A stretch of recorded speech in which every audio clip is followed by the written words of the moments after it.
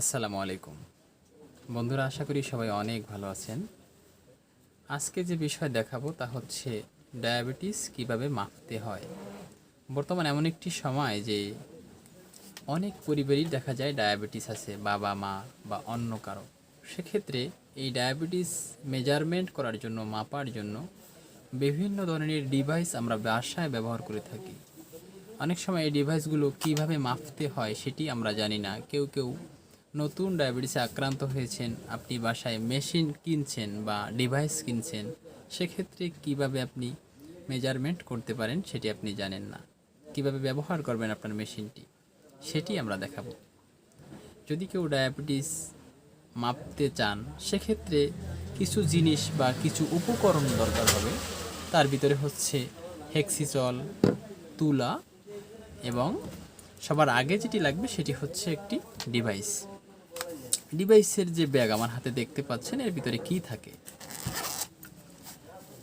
এই হচ্ছে ডিভাইস যেটা আমরা মূলত দেখতে পারবো।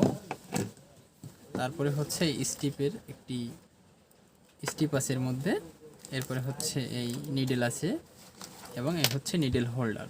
এখন কিভাবে এটি আপনি ব্যবহার করবেন, সর্বপ্রথম যেটি করতে হবে যে অনেক সময় হয় কি, এর ভিতরে যে নিডেলটা আমরা ধরে রাখি, এই নিডেলটা অনেক সময় নষ্ট হয়ে যায় বা অনেক সময় ছোট হয়ে যায়, যার ফলে নতুন নিডেল নিতে হয়। সেটি কিভাবে নেবেন আপনি, এই ব্যাগে যে থাকে সেখান থেকে আপনি একটি নিডেল নিতে পারেন। এই যে আমরা নিলাম, তারপরে হচ্ছে এটিকে আপনি এই যে এরকম একটু প্রেস করলে এটিকে কিন্তু ওখান থেকে সরে যাবে। এরপরে হচ্ছে এখানে আপনি ঢুকিয়ে নিতে পারেন এইভাবে। এরপর এইটি আবার এইভাবে এই ডান দিকে মোড় দিলে কিন্তু আটকে যায় এবং আটকে গেল।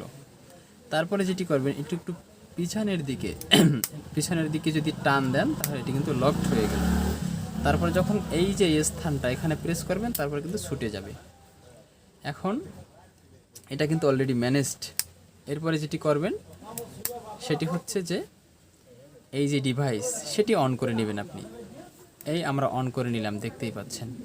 যখন ডিভাইসটি আমরা অন করলাম তখন সে কিন্তু এখানে একটা সিগন্যাল দিতেছে যে সে কিন্তু কাঠিস চাচ্ছে।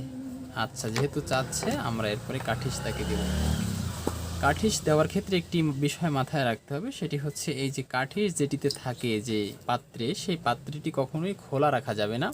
সেখানে যদি বাতাস ঢুকে বা বেশি সময় ঢুকে থাকে, সেক্ষেত্রে কাঠিস নষ্ট হয়ে যাওয়ার চান্স বেশি। যেহেতু সে কাঠিস চাচ্ছে, আমরা একটা কাঠিস দিলাম, এই যে এই দেওয়া হয়ে গেল। এখন দেখেন সে কিন্তু ব্লাড চাচ্ছে, ওই যে দেখেন ব্লাড চাচ্ছে। এরপরে আমরা দেখাবো একজনের ব্লাড নিয়ে যে আসলে তার কতখানি আছে, ডায়াবেটিস আছে কিনা। ব্লাড নেওয়ার ক্ষেত্রে একটি বিষয় মাথায় রাখতে হবে, সেটি হচ্ছে যে পেশেন্টের আপনি ব্লাড নিতে যাচ্ছেন বা বাসায় বসে যদি করতে চান, সেক্ষেত্রে হেক্সিচল দিয়ে কটন বা তুলা সেটিকে ভিজিয়ে নিতে পারেন। এরপরে এই যে হাত সেটা দিতে করতে পারেন। অনেকে এখানে দেন না, এখানে দেওয়া যাবে না, এখানে অনেক সময় পণ থাকে। এটাকে আপনি পরিষ্কার করে নিলেন, এই যে। এরপরে যেটি করতে পারেন, এটি কিন্তু আপনি আগে ম্যানেজ করে নিয়েছেন। এখন এখানে চাপ দিলে কিন্তু এই যে, এরপরে চাপ দিলেন, এরপরে আঙুল নিলেন এই রকমের, এই ব্লাড কিন্তু। এরপরে আমরা এই ব্লাডটি নিয়ে নিলাম, এই যে। এখন দেখবো আসলে কী পরিমাণ আছে। দেখেন, যখন তার ব্লাড আমরা নিয়ে নিলাম, তখন তাকে যেটি করতে হবে, তার হাতে কিন্তু এই যে ব্লাড বের হয়ে যে স্থানটা, সেটি কিন্তু তুলে দিয়ে এই আটকে রাখলাম, ব্যাস। এখন যেটি আমরা দেখবো আসলে তার ডায়াবেটিস আছে না নাই বা কতখানি আছে। 6.5 আছে, দেখেন এই যে দেখা যায় ভালো করে, হয়তো বা ভালো স্ক্রিনে। এখন আসলে তার কি ডায়াবেটিস আছে, আপনি এটাকে কি ধরবেন? যদি কেউ খাবার আগে ডায়াবেটিস মাপেন, সেক্ষেত্রে 4 থেকে 6 পর্যন্ত বা এরকম থাকতে পারে। খাবার পরে যদি কেউ মাপেন, সেক্ষেত্রে 7.4 অথবা 7.9 এর মধ্যে থাকতে হবে। যদি কেউ 7.4 বা 8 ক্রস করেন, সেক্ষেত্রে তাকে ডায়াবেটিস ধরা যেতে পারে। তখন আপনি যে কোনো একজন রেজিস্টার্ড চিকিৎসকের পরামর্শ নেবেন, সে অনুযায়ী ওষুধ বা পরামর্শ যেটি দিবে সেটি আপনি গ্রহণ করবেন।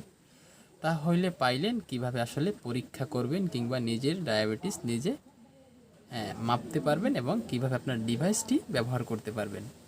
সর্বশেষ একটি কথা একেবারে না বললেই নয়, সেটি হচ্ছে ডায়াবেটিসের মেশিন বা যন্ত্রটি যখন আপনি কিনতে যাবেন সেক্ষেত্রে একটি বিষয় মাথায় রাখতে হবে, অবশ্যই ভালো ব্র্যান্ড দেখে কিনতে হবে। এই আমাদের যেটি আছে এটি হচ্ছে হেলথ কেয়ার কর্তৃক আসলে আমরা কিনেছি, এটি কিন্তু অত্যন্ত ভালো মানের একটি, আপনি যেটি পছন্দ হয় সেটি কিনতে পারেন।